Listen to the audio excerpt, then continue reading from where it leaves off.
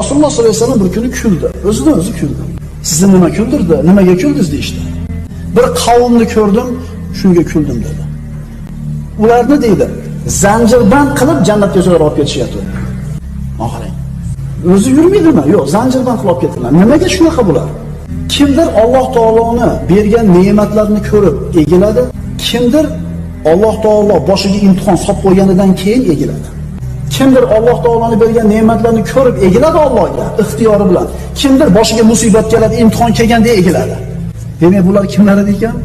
O'sha boshiga imtihonni berib Alloh mashaqqatga kirgizib, Alloh degizib qo'yib turib, gunohini kechirib jannatga zanjirdan qilma qilyapti. Olib kirib ketyapti. Qarang, mo'min odamga baribir foydada o'sha musibat kelganda ham. Agar inson ixtiyor bilan Allohga egilmasa, Alloh majbur qilib ham egib qo'yar ekan. Yaxshi ko'rgan bandalarini. O'sha musibat berganda egilyapsan, shunga ham rahmat birodar. Bu ham Alloh senga bo'lgan marhabati. Musibat kelgandan keyin egilyapsanmi? Bu ham yaxshi. Chunki birodarlar, payg'ambarlarning mo'jizasini naq ko'zi bilan ko'rib turib ham kofir bo'lganlar shuncha bo'lgan. Alloh taolo musulmon g'ofil bo'lib, dunyoga berilib, Allohni esdan chiqarib qo'yayotgan paytda bitta dard berar ekanda, yana qaytarib qo'yar ekan o'zini joyiga. Demak, musulmonga foyda ekan bu narsa ham? Foyda ekan.